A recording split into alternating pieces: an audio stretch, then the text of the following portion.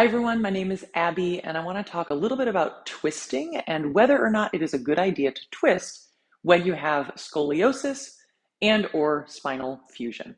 First, I want to highlight a few things about our spines in general. As you may know, our spines have several segments to them. We have our cervical spine in our neck. We have our thoracic spine. All of those vertebrae in the thoracic spine are attached to a rib.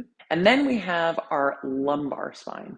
Our lumbar spine is what we typically think of as our low back, although we can also sometimes be talking about our sacral and coccygeal spine when we talk about the low back. And so the sacrum is here, located in the pelvis, and the coccygeal spine is our tailbone, so right below the sacrum. So in reverse order, we have coccygeal spine, where our tailbone is, our sacrum or sacral spine, which is attached to the pelvis or the pelvic bowl.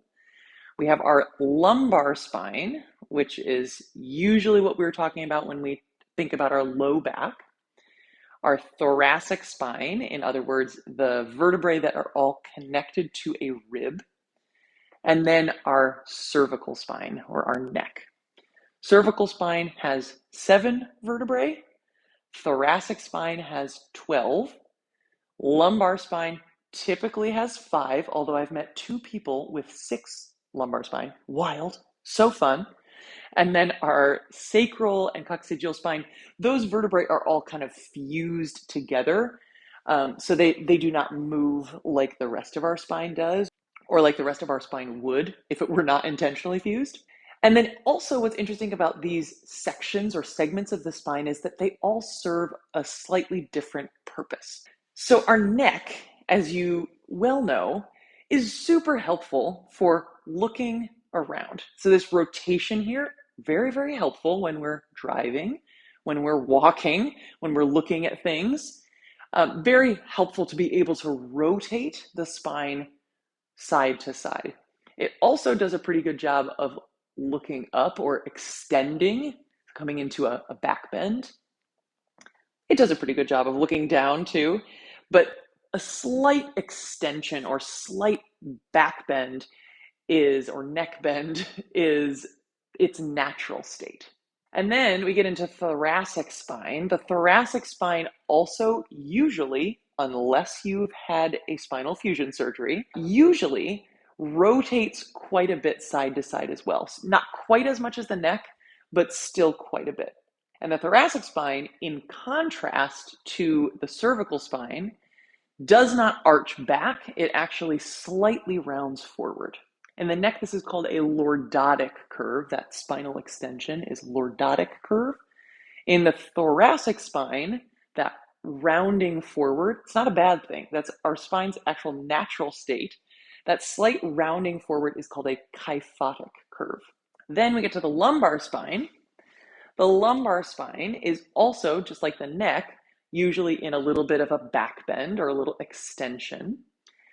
And that is its natural state. That is also a lordotic curve, lumbar, lordotic, both start with L. And this part of your spine, the lumbar spine, does not rotate quite as much as the thoracic or the cervical. So as we go down the spine, we rotate a little bit less. We rotate the most in the neck, still pretty well in the thoracic spine, and not so well, but a little bit in the lumbar spine. Then when we get to the sacral spine, we don't really want to twist this because it is attached to the pelvis. So typically when we twist, neck twists the most, thoracic spine twists a good amount as well, lumbar spine twists a little bit, and sacral spine twists not really at all. So now, knowing all of that about those different segments of the spine, here's what I want to say about rotation when you have scoliosis or spinal fusion. Usually scoliosis affects multiple segments of the spine. Oftentimes the thoracic spine is curved. Oftentimes the lumbar spine is curved. Sometimes the cervical spine, although that's more rare, but it does happen. Sacral spine, not really affected because again, those are fused vertebrae. It is affected to the degree that your pelvis is going to be tilted one way or the other if you have scoliosis, But the vertebrae themselves within the sacral spine or coccygeal spine, those are not going to be rotated or curved like the rest of our vertebrae would be with scoliosis. So knowing that with scoliosis, usually multiple segments, usually at least the thoracic and lumbar segments are going to be affected, and knowing that those two segments of the spine serve slightly different purposes and have slightly different ranges of movement, it makes sense then to think about rotation as being different in our thoracic and lumbar spines. So I actually want to talk about spinal fusion before we talk about scoliosis in general. When we have a spinal fusion, for most of us, we are going to have some vertebrae in the thoracic fused and some vertebrae in the lumbar fused. Almost always it crosses the junction. So what that does by fusing at least some of our thoracic vertebrae is that it limits the degree to which we can rotate, because the vertebrae that would be able to rotate for us in our torso are fused, or at least some of them are. So rather than try to twist a lot or much at all, what I think is more helpful is to notice the end range of mobility. So for me, my neck is not fused. I still have the first 4 vertebrae in my thoracic spine available to twist. So for me, noticing my mobility here, this is about it. If I start to go further, things get grumpy. I feel my head move, of course, you can probably see that. But I also feel my shoulders and kind of upper chest move. I'll show you from the side. And again, everyone's spine is different. I'm fused T5 to L3.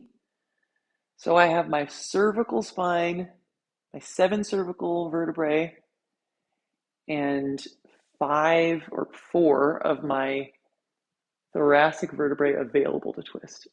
And this is about it. So that to me just tells me that I don't really want to try to twist much more than that, because the fusion starts pretty high up.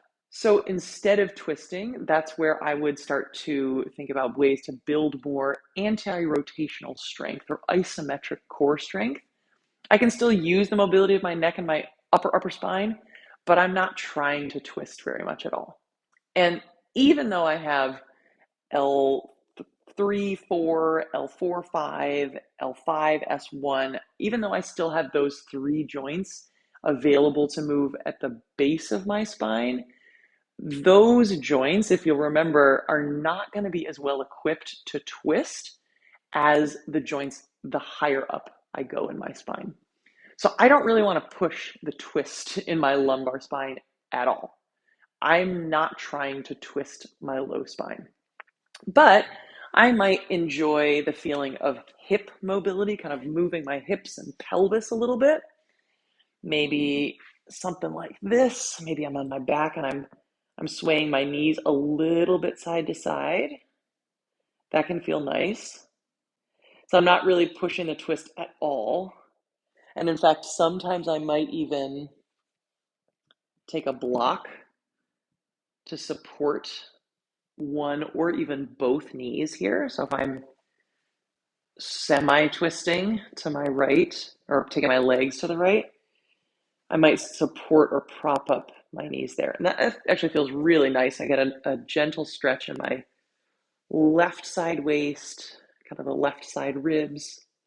I'll show you the other side.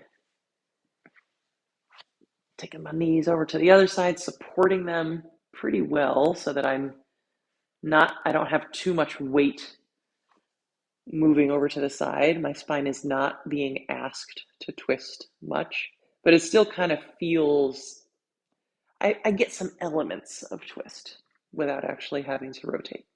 So with fusion, those are some things to think about, just not overdoing it on the joints right above or right below the fused portion of your spine. Now, with scoliosis, if you don't have spinal fusion, there are a few things to keep in mind with twisting. And again, everybody's spine is different. Everybody's curves are different. So I don't know what is best for you. But I will say that in general, if you know where your curves are, if you know the convex and concave side of your spine, twisting towards the concave side can bring about more balance. Let me explain what I mean by concave and convex. So I'm going to turn around so that you can see my convex side and my concave side. I have a right thoracic curve. I'm just going to talk about my thoracic curve right now. I have a right thoracic curve. So my body is tilted a little to the left. My spine is moved over to the right. This expanded side is my convex side. My right side here is my convex side. My left side is the more compressed side. That is my concave side. So I would first want to kind of lift as tall as I can. My spine is still in a curve, but it's a little less compressed. And then when I'm thinking about twisting, I don't really want to twist too much this direction to my right, because that would be towards the convex side. I want to twist a little bit more to my left. If you can see, my right side ribs are already rotated to the right. So the right ribs kind of stick out in the back. My left ribs do not. So to bring more balance, I want to take my spine the other way, or at least I would if I didn't have fusion. So spending a little bit more extra time twisting towards your concave side can be helpful, especially for the thoracic spine, which again, twists a little bit more than the lumbar spine. Now with lumbar spine, remember that the lumbar spine just doesn't have as much capacity to twist as the thoracic or the cervical spine does. So use caution when you're twisting in your lumbar spine. And I would default almost always to just bringing more length and stability to the lumbar spine and core rather than trying to mobilize or especially rotate that area a lot. So that was a lot of information about twists. I hope you found it helpful, and I hope that if you have any questions, you can feel free to put them in the comments or reach out to me. Thank you so much for being here, and I will see you next time.